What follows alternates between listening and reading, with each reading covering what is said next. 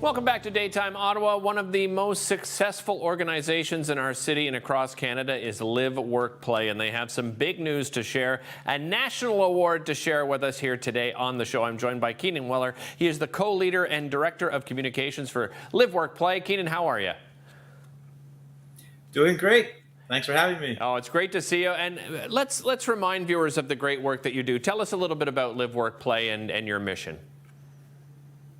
Sure. Well, we've been around since 1995, and we help the community welcome people with intellectual disabilities as well as autistic persons to live, work, and play as valued members of the Ottawa community. And really, it's just about helping them have a home of their own, like an apartment or a house, like other people, a job and friends, and enjoying things with those friends and everything that Ottawa has to offer.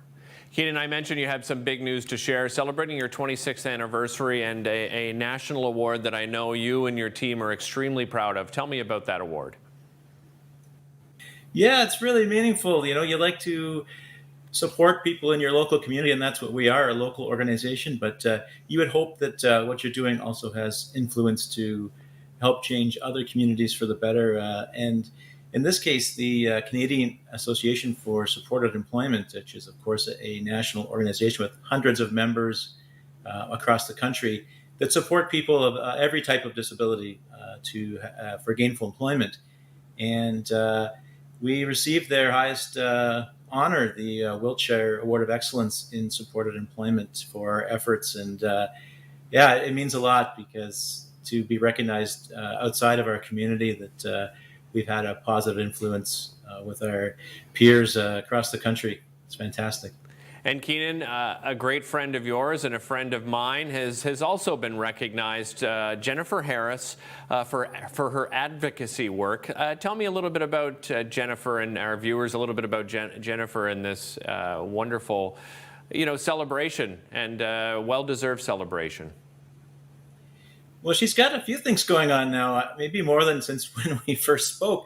So she's been elected to the Council of Community Living Ontario, which is a provincial body that advises their board of directors on provincial issues. And it was a very competitive election in her first run at it. So that was big news. But she's also working with Inclusion International, who next week are making an announcement about a new plain language guideline, which is for everyone in the world that they can benefit from. So that's just two of the things she's got going on, in addition to her businesses and helping me with our online celebrations. We sometimes do something called the LiveWorkPlay News together. So those are just a few of the stories of what's going on in Jennifer's life.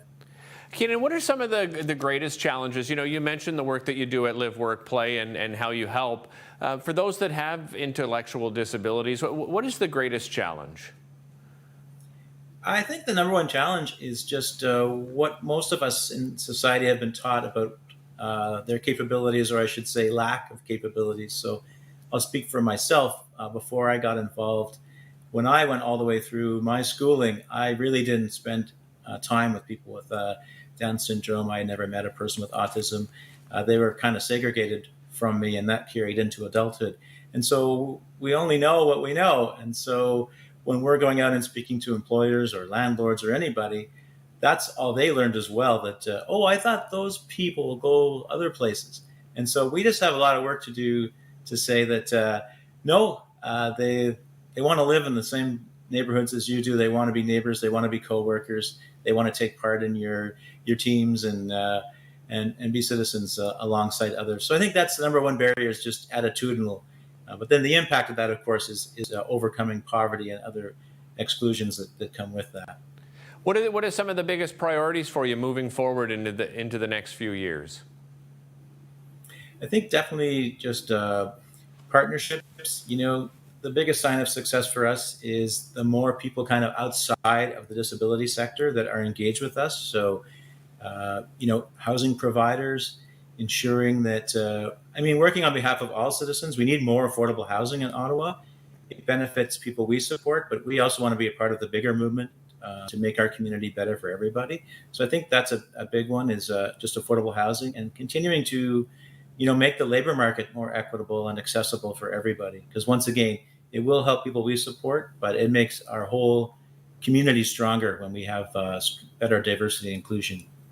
Yeah, I couldn't agree more. Keenan, on behalf of us here at Rogers TV, I mean, you've been a regular guest on the show over the years. Just congratulations for the continued work that yourself and the rest of the team have done. Thank you so much, and great to be on Daytime. Oh, yeah, it's great to be back. Great to see you. Thanks so much for joining us. Thank you. All right, don't go anywhere. Coming up after the break, we're going to be talking about insulin. It's the 100-year anniversary of the discovery of insulin, and there are some special things happening right across the country here in Canada. We'll be back with that right after this. You're watching Daytime Ottawa right here on Rogers TV.